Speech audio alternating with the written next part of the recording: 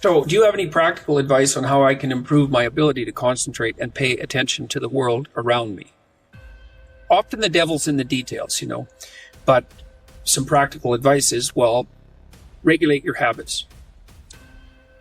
Try to get up at approximately the same time each morning. I would recommend that you get up approximately when other people get up. So that would be something in the neighborhood of 7:30 or 8 in the morning, or perhaps earlier, perhaps a little bit later, but you want to stabilize that because your circadian rhythms operate more fluidly and your mood is likely to be regulated better if there's islands of stability in your daily routines. Human beings like daily routines, just like dogs like daily routines. And so regulate your sleep.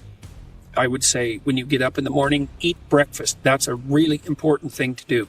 I can't tell you how many people I've treated in my clinical practice whose proclivity for emotional instability and depression, anxiety, general hopelessness, emotional pain, and gloom and doom, as well as capacity to concentrate, were properly regulated or inhibited or reduced by merely ensuring that they ate a protein and fat rich breakfast relatively soon after they wake up. And that's especially true if they're stressed. And because it turns out that if you stress yourself after a fast, which is of course what you've undertaken if you haven't eaten since the night before, that your body produces enough insulin to deplete the sugar in your blood.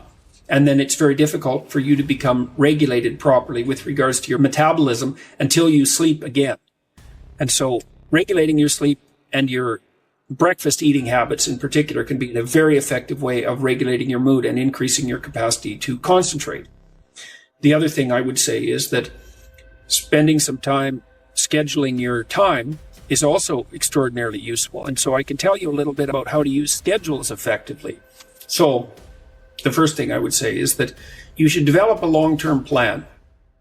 You have to set up your vision, like Geppetto when he's looking at the star before Pinocchio's transformation takes place. You have to set up your long-term vision, to have some vision of the good towards which you're working, and some vision perhaps of the hell that you're avoiding. And then I would say once you set up that vision so that you know how to orient yourself, then you should start designing your days. And you can do that very effectively with a calendar like Google Calendar. Many people say, well, I hate using a schedule, or I hate using a calendar. And what I would say about that is that if you hate using a schedule or a calendar, then you're probably using it wrong. What you're doing is using the calendar as an external tyrant that's telling you what you should do if you were going to be a conventionally good person each day. So you load yourself up with, we'll say, arbitrary responsibilities. But that's not really how you should use a schedule. What you should use a schedule to do is to design the day that you would most like to have. And obviously that's going to include accepting some responsibility and undertaking to make progress on those things that you have to make progress on to keep your life from collapsing into chaos. But it should also mean that you schedule in activities that make you actually want to have that day.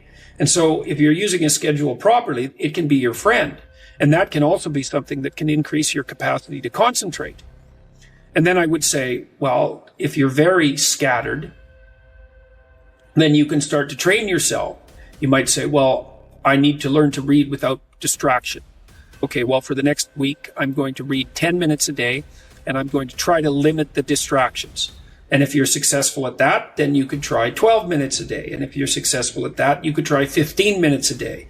And the trick is to set a goal for yourself that is slightly beyond your current level of performance, enough to be challenging, enough to be worthwhile if you accomplish, but not so difficult that you're likely to fail. And then practice incrementally, day by day, trying to inculcate the habits that you want to inculcate. And assume that it'll take you a number of months or even a number of years in order to become very fluent at the habit. The important thing is to start improving incrementally, because incremental improvement pays off like compound interest.